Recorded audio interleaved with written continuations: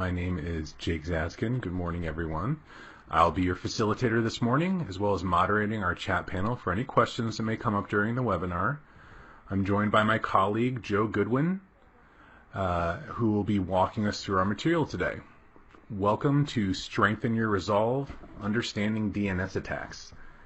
It's another webinar in our Identify, Mitigate, and Recover series, providing cybersecurity awareness and best practices. We're excited to be here today to present an introduction to understanding and preventing domain name system attacks. So let's get started. This is a 1-hour webinar, and we're going to introduce domain name systems, or DNS, tampering attacks, the common vulnerabilities exploited through DNS tampering, and the impact that these attacks can have on organizations. We'll then use the Identify, Mitigate, and Recover framework to cover how to identify these attacks, best practices to prevent and mitigate damage, and how to respond and recover in the event of an attack. In the second half of the course, we're going to explore real-world scenarios, examples of DNS attacks, their impact and how organizations responded to these intrusions, and we'll close the course with a knowledge check to reinforce what everyone has learned. Go ahead, Joe, take it away. Thanks, Jake. Good morning, everybody. It is essential for organizations to establish robust security protocols to proactively protect against DNS attacks. By detecting threats before they happen, organizations can protect their reputations and finances from damage caused by cyber attacks. In this course, we'll cover the basic concepts of DNS attacks, including the common vulnerabilities associated with these types of attacks, as well as ways to mitigate these system vulnerabilities and attack response and recovery. You'll also learn some best practices on how to protect your organization's sensitive data, assets, resources, and their systems. Let's talk a little bit about the significance of DNS attacks in their respect to the overall cybersecurity. Absolutely. So DNS attacks have grown in frequency and cost since 2018. The market intelligence firm Data Corporation had published in their 2019 Global DNS Threat Report, finding that DNS attacks cost an average of over $1 million for organizations. This is a jump of over 49% from 2018. So while organizations have faced a 34% increase in DNS attacks since 2018, more than 85% of top retail brands found domains selling counterfeit versions of their products, and 63% of organizations suffered from application downtime. The report also found that 45% of organizations surveyed had their websites compromised, and 27% of those experienced business downtime. 1 in 5 businesses lost over $1 million per attack, and 63% of attacked organizations experienced downtime through those. The study also highlighted the changing popularity of attack types, which reflect a shift from volumetric attacks to low signal, including things like phishing, malware-based attacks, and old-school distributed denial of service attacks. Additionally, in the report, authors stated that with an average cost of $1 million per attack and a constant rise in frequency, organizations just cannot afford to ignore DNS security and need to implement it as an integral part of the strategic functional area of their security posture to protect their data and services. A related report, the Domain Fraud Threats Report from Proofpoint, found that the millions of fraudulent domains registered, or of the millions that are registered, 1 in 4 have security certificates, and more than 90% remain active on a live server. In addition, more than 15% have mail exchanger records. According to researcher, fraudulent domains, quote, hide in plain sight by using many of the same top-level domains, registrars, and web servers as legitimate domains. For example, 52% of all new domain registrations in 2018 used the .com top-level domain. Was similarly popular with fraudsters. Nearly 40% of new fraudulent domain registrations used .com. Those are some pretty jarring upticks in attack frequency and cost to corporations. Can we take a quick step back and remind those of us who need a refresher on DNS? Absolutely. So let's start with the basics of what DNS is and move into some more information regarding to attack types. So the DNS, or the domain name system, is very simply put, it's like the phone book of the internet. People access information online through domain names like NewYorkTimes.com, ESPN.com, or NASA.gov. Web browsers communicate through Internet Protocol addresses, or IP addresses. DNS translates domain names to IP addresses, allowing browsers to load the Internet resources requested by the user. Each device connected to the Internet has a unique IP address, which other machines use to find the device. So DNS eliminates the need for humans to memorize IP addresses such as 192.164.1.1, things like that. DNS infrastructure tampering involves techniques that allow an attacker to access an organization's DNS. Generally, they'll compromise a user's credentials and use them to make changes to DNS records. Once the records are changed, the attacker can access and intercept many things related to the network, including but not limited to your web address, your mail traffic, and your web traffic. An attacker can take that information and redirect incoming traffic to an unsafe website that may contain viruses or may collect information about your customer or your businesses. Okay, so the tampering gets them in. Then what are the techniques that bad actors may use for the DNS attacks themselves? Great question. So DNS poisoning, let me go back a slide. DNS poisoning occurs when an attacker inserts domain name associations to a malicious IP address. This is especially dangerous when the DNS cache is poisoned, which maintains the incorrect association for all the future DNS server queries from end-user browsers. And then DNS espionage campaigns use malware to infect victims' computers and establish HTTP and DNS communication with the attacker's command and control domain.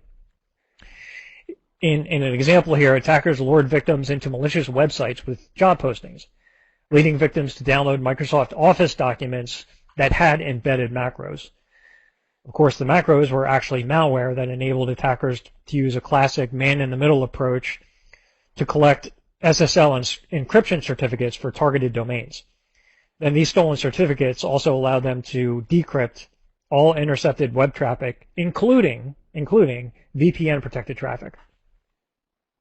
In late 2018, cybersecurity organizations across the globe started to detect an increase in malicious activity targeting the DNS infrastructure on which we all rely.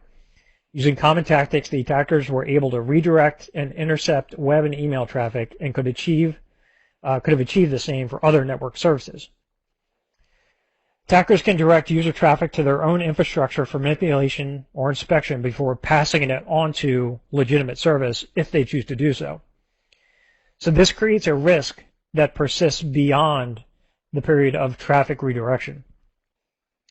Frequently, different domain and DNS records are owned and managed by different parts of an organization. So this decentralization of the DNS ecosystem and organizational governance processes actually make it more difficult to monitor and secure domains. Why don't you take us through a brief history of DNS security and vulnerabilities? Sure. So just to hit a couple high points in relative recent history.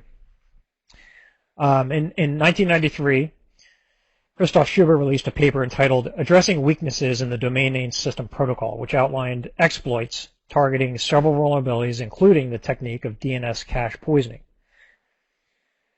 Then to 1997, the first edition of DNSSEC, the DNS security extension, was released to reduce vulnerabilities discovered with DNS. And in 2005, the next edition of the DNSSEC was released and helped to provide a more secure DNS infrastructure by supplementing cryptographic signatures to existing DNS records. Then in July 2008, CERT Coordination Center announced that Dan Kaminsky had discovered a fundamental flaw in the domain name system protocol. The flaw could allow attackers to easily perform cache poisoning attacks on most servers by targeting the DNS's time to live defense, TTL defense. In 2010, we saw a DNS changer, a piece of malware that ran on a victim's machine and changed their DNS server via Windows API calls. In 2014, we saw an evolution of this principle in the form of Soho, a piece of malware that spread itself via cross-site request forgery. Essentially, it sent many requests trying default passwords for many brands of routers on different IP addresses. This was an attempt to find the victim's router and then change its DNS server. And then most recently in 2020, researchers discovered a vulnerability, the NXNS attack, which disrupts the authoritative servers of the domain by overloading them with invalid requests using random domain request floods through recursive DNS resolvers. This effectively blocked access to all services provided under the domain during that attack. So how is DNS tampering effective? Okay, so the way it's effective is first, the attacker begins by compromising or otherwise obtaining user credentials of an account that can make changes to DNS records. Then the attacker alters DNS records like address or mail exchanger or name server records, replacing the legitimate address of a service with an address the attacker controls. This enables them to direct user traffic to their own infrastructure for manipulation or inspection before passing it on to the legitimate service, should they choose to do so. Again, this creates a risk that persists beyond the period of that traffic redirection. Then, because the attacker can set DNS record values, they can also obtain the valid encryption certificates for an organization's domains, the domain names. This allows the redirected traffic to be decrypted, exposing any user-submitted data. Since the certificate is valid for the domain, the end users receive no error warnings. Now, it should be noted that general cyber hygiene, above and beyond DNS-specific security measures, will go a very, very long way in helping to prevent DNS attacks. Now, don't forget that while it's important to secure your organization and any websites or domains that you manage from DNS attack, any end user accessing the internet can become a victim of DNS attacks. So everybody's susceptible and should always be careful. The following are just a few potential signs of a DNS attack. Websites on a given agency or your business or individual systems begin loading much slower than before. There's a discovery that information returned is demonstrably incorrect when compared against independent, validated information sources. Or there are irrelevant and unwelcome pop-up ads that begin to surface on computers. So what guidance does CISA provide to help organizations mitigate their vulnerabilities to DNS tampering? Great question. The one venue in which CISA provides recommendations is through their CISA Insights publication. The focus of these recommendations is on external, public, internet-facing domain and DNS records. The recommendations are not concerned with internal infrastructure. It should also be noted that the scope of these recommendations transcends DNS infrastructure itself and requires a comprehensive approach that includes other associated services. To capture the scope, CISA uses the term DNS ecosystem to include root zones, top-level domain registries, domain registrars, domain registrants, and authoritative DNS servers.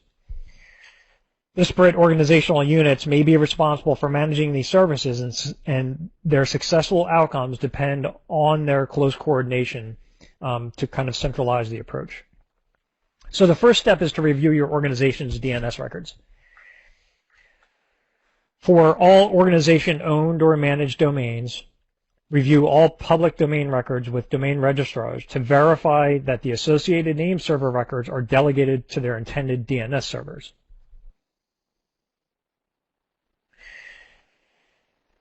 Review all DNS records on all authoritative and secondary DNS servers to verify they resolve to their intended destination, and any discovered discrepancies should be investigated immediately and treated as a potential security incident.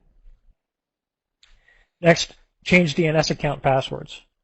If there are discrepancies discovered, immediately update passwords for all accounts on systems that can make changes to your organization's DNS records, including accounts on organization-managed DNS server software, systems that manage that software, third-party DNS operators' admin panels, and DNS registrar accounts. Maintain password hygiene, including strong passwords and periodically changing those passwords. Third is adding multi-factor authentication, or MFA, to DNS accounts. Implement and enforce multi-factor authentication for all accounts on systems that can make changes to your organization's DNS records, including accounts on organization-managed DNS server software, systems that manage that software, and again, third-party DNS operators' admin panels, and the DNS registrar accounts.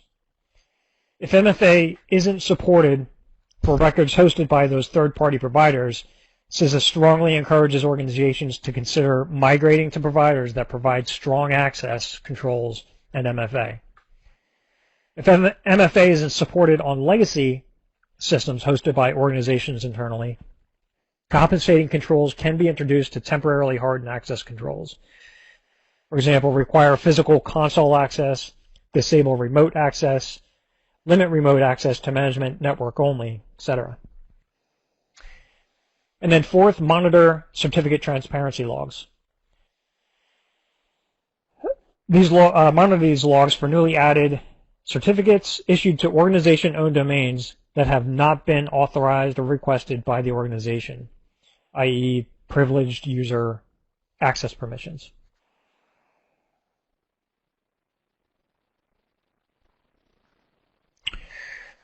Website privacy.net provides some good additional recommendations, general recommendations for protecting yourself against DNS spoofing.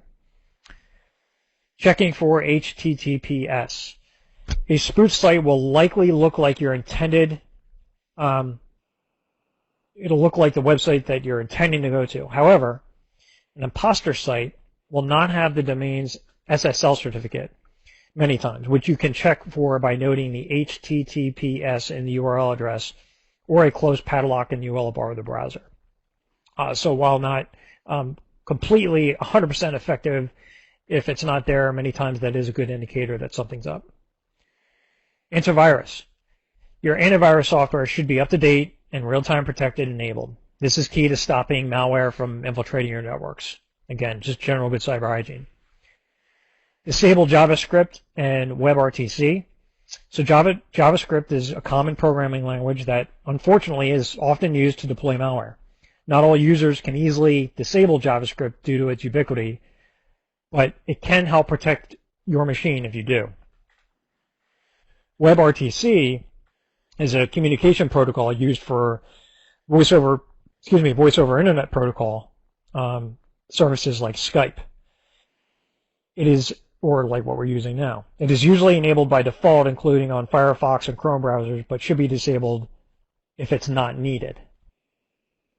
Choose an encrypted DNS service that validates DNSSEC and a trustworthy open resolver. Some vendors offer DNS encryption services to prevent tampering. Domain name systems security extensions DNSSEC provide authentication, ensuring trust between the end user and the DNS server. This means that an end user knows responses come from legitimate domains and not from a tampered DNS log. CISA also provides services and guidance to support federal agencies and departments, as well as state, local, tribal, and territorial partners in some cases. CISA support services for DNS security include providing technical assistance to agencies that report anomalous DNS records, reviewing submissions from agencies that cannot implement MFA on DNS accounts and contacting agencies as needed, providing regular delivery of newly added certificates to CT logs for agency domains via the Cyber Hygiene Service, and providing guidance to agencies through emergency directive coordination call following the issuance of such emergency directives, as well as through individual engagements upon request through Cyber Liaison.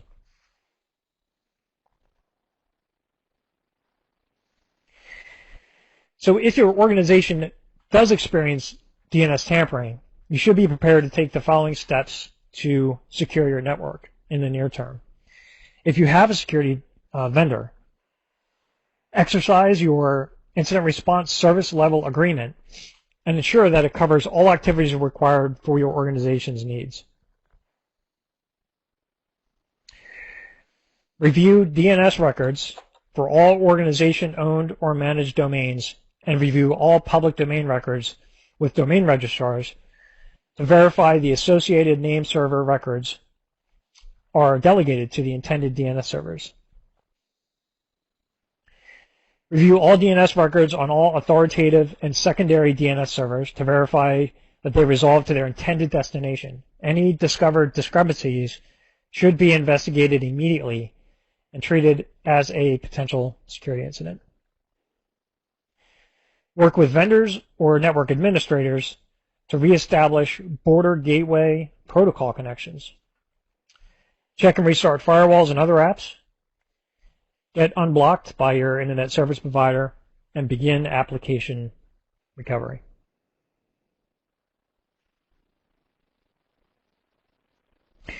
The best way to recover from an attack is to prevent it from succeeding in the first place if possible. Be prepared with a plan if an incident occurs. Create a DNS incident response plan and review and drill the steps at least annually. Keep your systems and security software patched and up to date, and analyze security investments to upgrade your network defenses proactively and ensure that your security solutions do not become obsolete. Your DNS recovery plan should also include downtime cost analysis for your network and services and the prioritization of systems and business functions to guide recovery efforts. In the next section, we will discuss 3 real-life scenarios of organizations that got caught up in DNS tampering attacks, exposing them to massive business losses and escalating levels of cybersecurity risk. Each scenario represents a publicly documented DNS attack. So the first case study we're going to look at is something you may have heard of, Operation Ghost Click, which was a large-scale, long-running fraud scheme that used DNS tampering to net advertising revenue by successfully infecting and rerouting the DNS logs of millions of machines over several years. Many of the details shared in this case study come from the U.S. Attorney's Office press release regarding Operation Ghost Click, as well as a 2011 article from the cybersecurity publication Krebs on Security. 6 Estonian nationals and 1 Russian national were charged for engaging in a massive and sophisticated internet fraud scheme that used malware to infect more than 4 million computers located over 100 countries.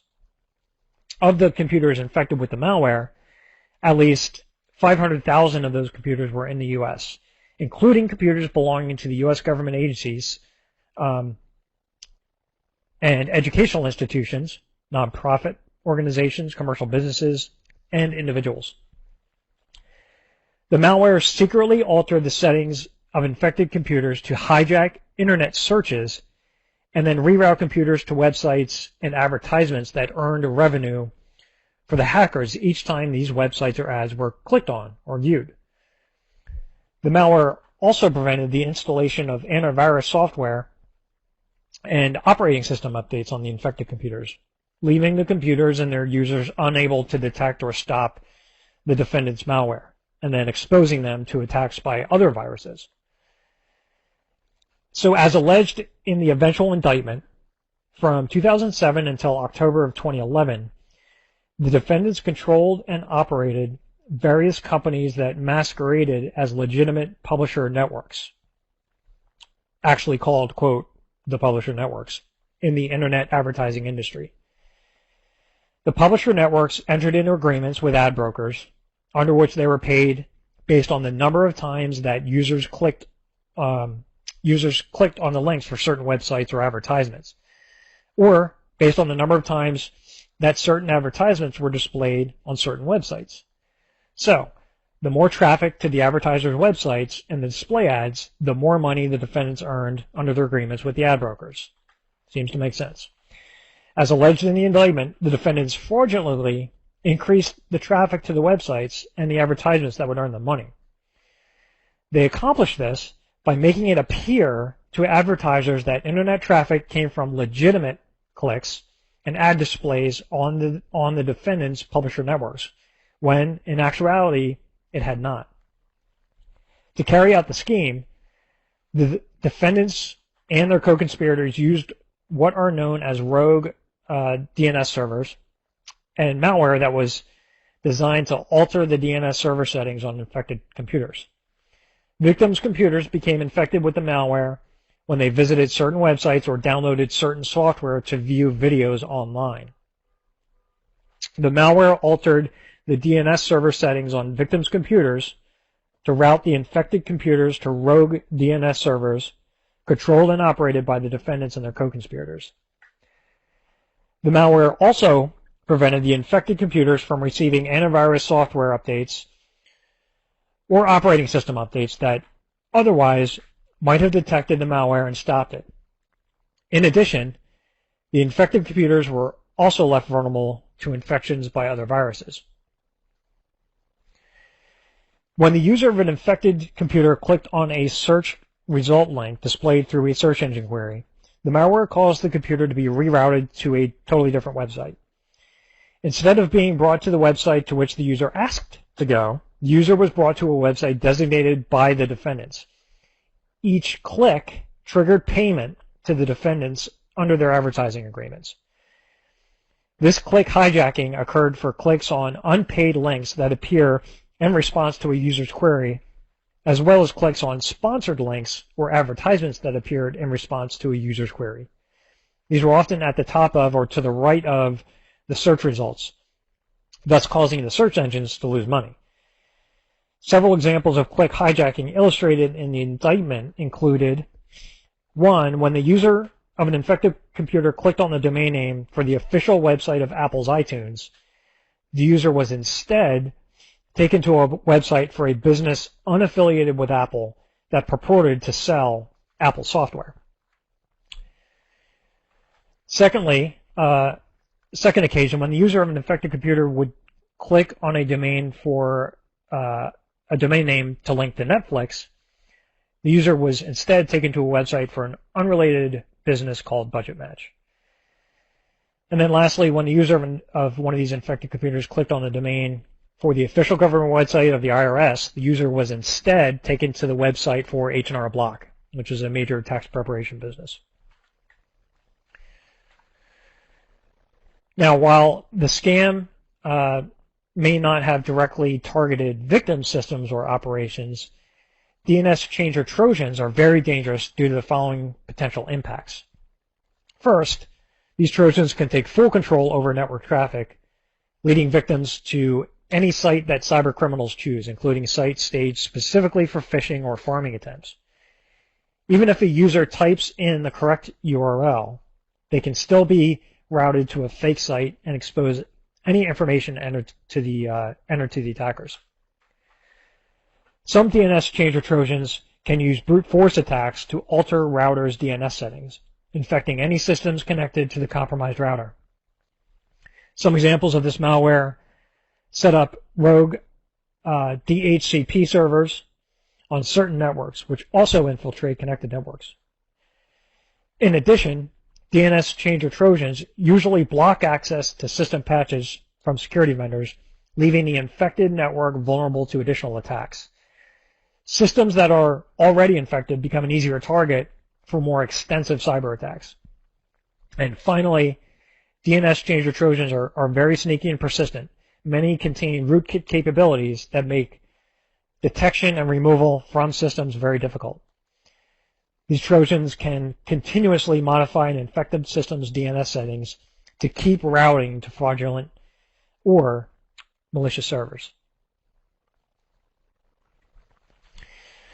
So with respect to identification, in this attack, analysts obtained copies of 2 servers involved in the attack. On these hard drives, they found the public keys of several employees. These keys are what allow the attackers to access command and control servers without a password. As per the U.S. Attorney's Office press release, in conjunction with the arrests, authorities in the U.S. seized computers at various locations, they froze the defendants' financial accounts, and they disabled their network of U.S.-based computers, including dozens of rogue DNS servers located in New York and Chicago. Additionally, authorities in the U.S. took steps with their foreign counterparts to freeze the defendants' assets located in other countries. Remediation efforts were immediately undertaken to minimize any disruption of internet service to the users of computers infected with the malware. This remediation was necessary because the dismantling of the defendants' rogue DNS servers, to which millions of computers worldwide have been redirected, would potentially have caused all of those computers, for all practical purposes, to lose access to websites.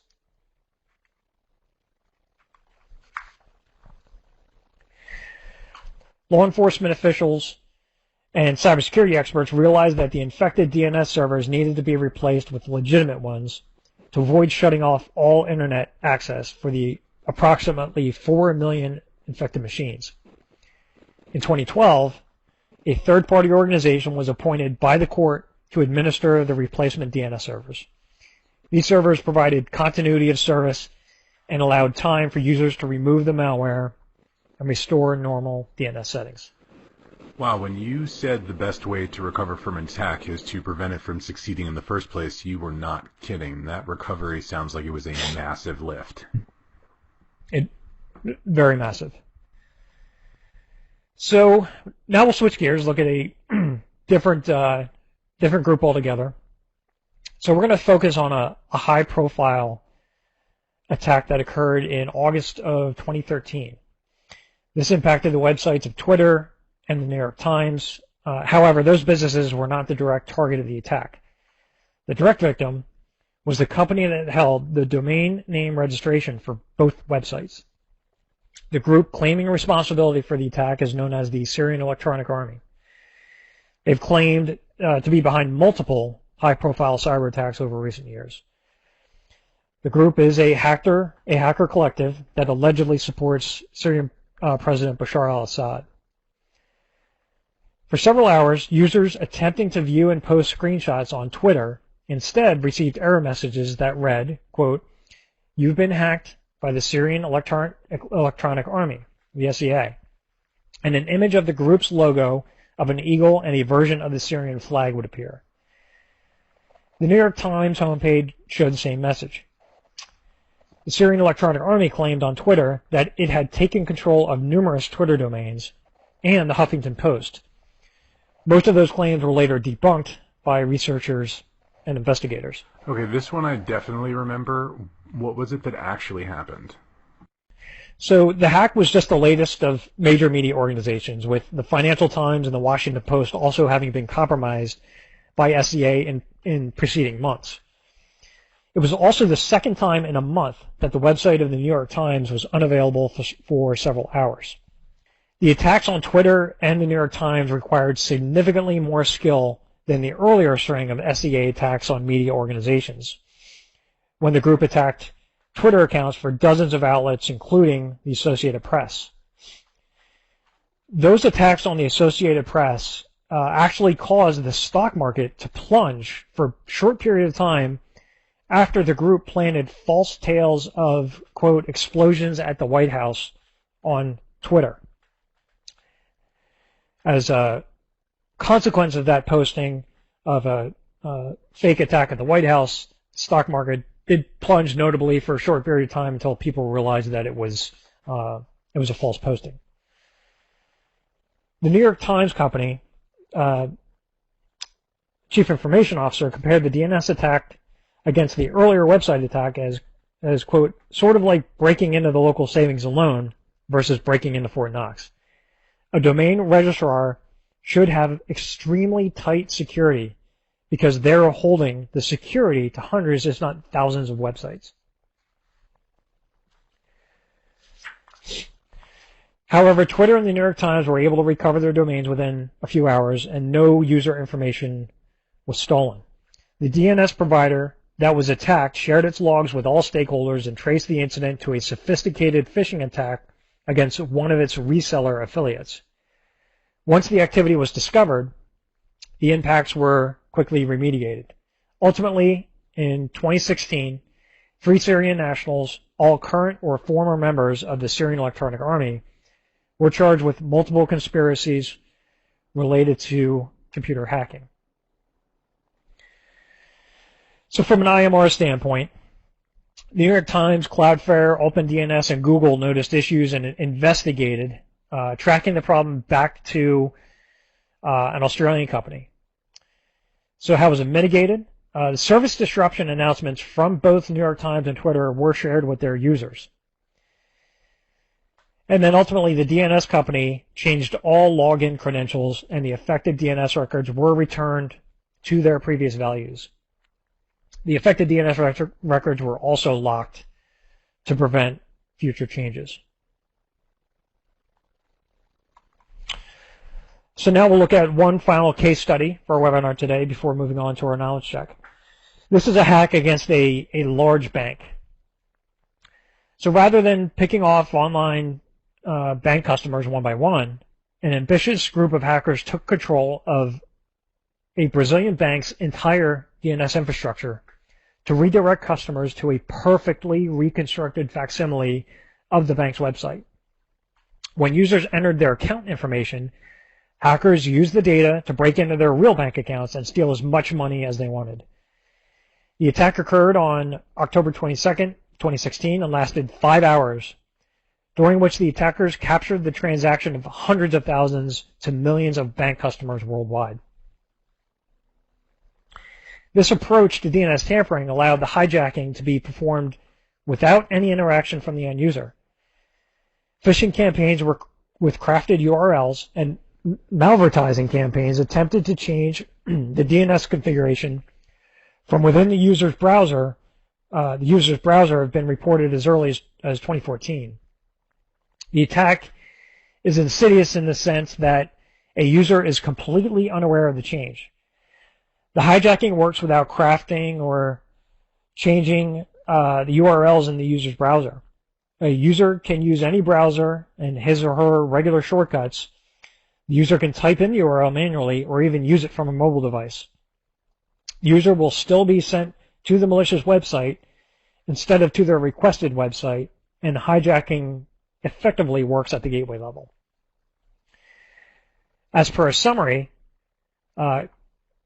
contained in a 2017 Wired article, hackers changed the domain name system registrations of all 36 of the bank's online properties, commandeering the bank's desktop and mobile website domains to take users to phishing sites. In practice, this meant the hackers could steal login credentials at sites hosted at the bank's legitimate web addresses. Researchers believe that the hackers may have even simultaneously redirected all transactions at ATMs or at point-of-sale systems to their own servers, collecting credit card details of anyone who would have used their card. The article continues to describe that anyone visiting the bank's website URLs were redirected to lookalike sites, and those sites even had valid HTTPS certificates issued in the name of the bank, so that the visitor's browser would show that green padlock and the bank's name, just as if it were a real site.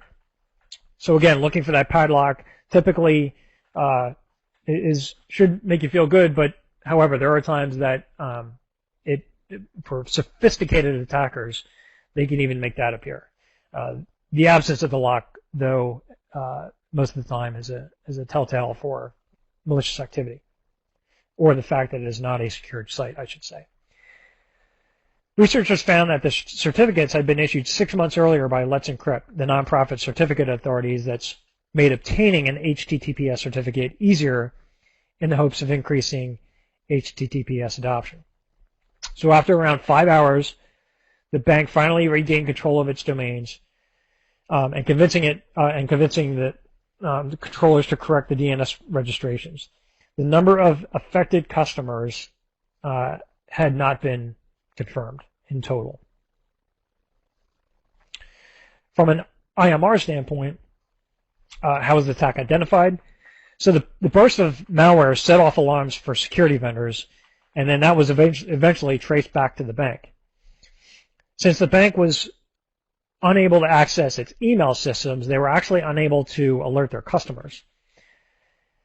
The bank coordinated with their DNS service ultimately to correct the DNS registration for its domains. And though the bank regained control of its DNS infrastructure, the malware potentially could have remained on the victim's machines and caused persistent damage. So this concludes the scenario portion of the webinar. Now we'll do a review of some key concepts, the 9-question knowledge check.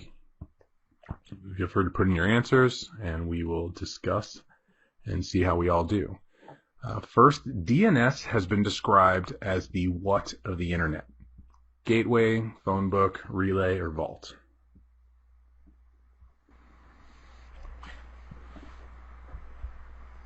It looks like everybody is jumping on the phone book answer. A lot of responses. Give it another couple seconds for those who want to play, and that is correct. It is the phone book of the internet. So for all those respondents, well done. We'll move on to the next question. Sure. DNS tampering includes compromising a user's what? Credentials, profile, health records, or search history?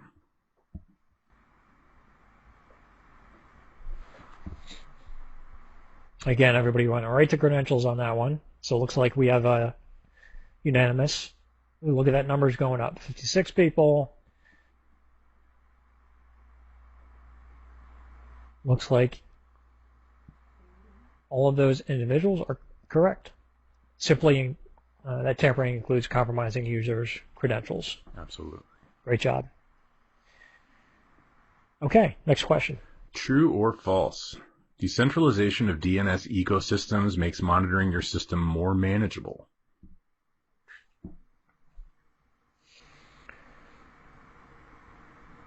Okay, thoughts here. Got a couple folks true. Number of folks saying it's false. Again, this throws back to earlier in the presentation.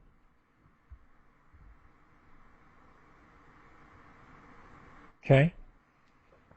And this is false. The decentralization of the ecosystem actually makes it a little more difficult to be monitoring the systems. So any move towards centralization is beneficial.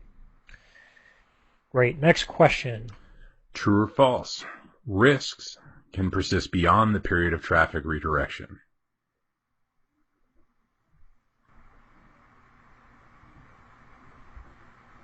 Everybody's piling on that true answer. Well, I guess we're not fooling anyone. Quickly. Wow, that was fast. And everybody is absolutely correct that those risks absolutely can persist beyond the period of traffic redirection. Okay. Okay, a couple more. Sure. Let's try this one. True or false? DNS attacks have gradually been on the decrease over the past 5 years due to the popularity and effectiveness of finance-related cybersecurity attacks.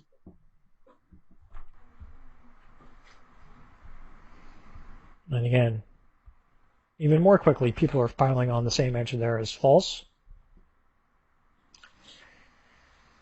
And yes, correct, false. Of course, as probably as we said right up front, that these attack types have been increasing a lot over the past few years. Granted, the popularity and effectiveness of financial-related cybersecurity attacks is increased as well. But yes, that hasn't affected the popularity of DNS attacks, so that is false. All right, we're going to have to make these a little trickier. So let's put the following in the correct order of a DNS tampering sequence.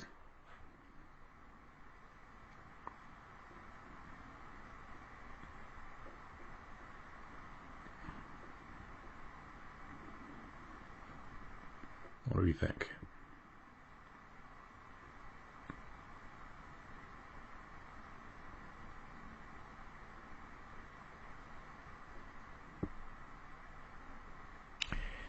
Okay.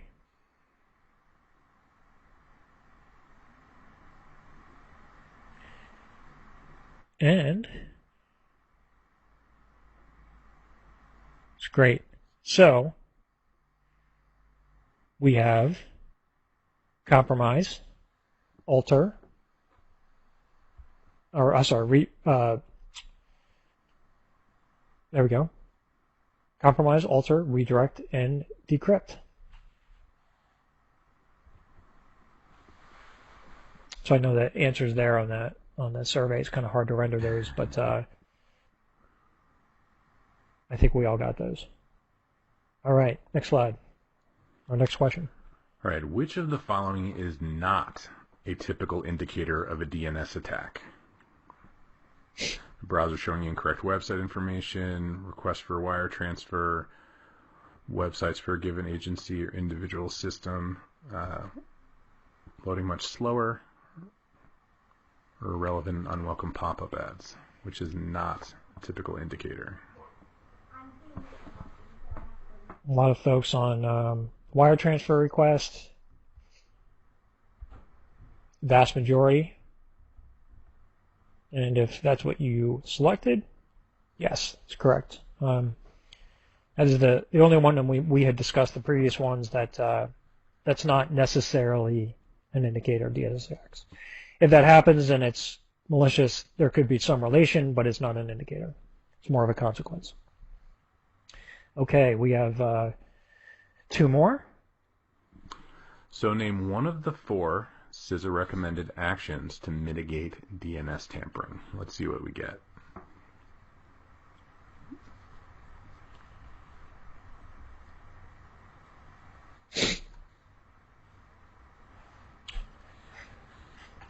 Good, I'm seeing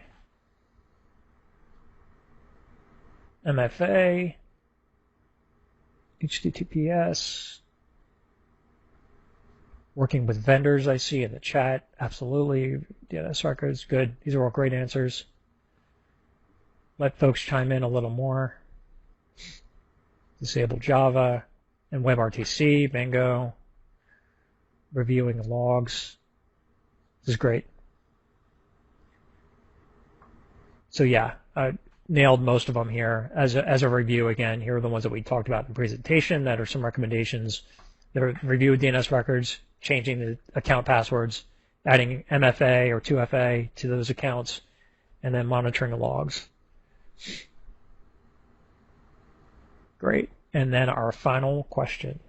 An after action report should include examination of which of the following: target selection, how attack was carried out, third-party vendor performance, duration the network was affected, or all of the above.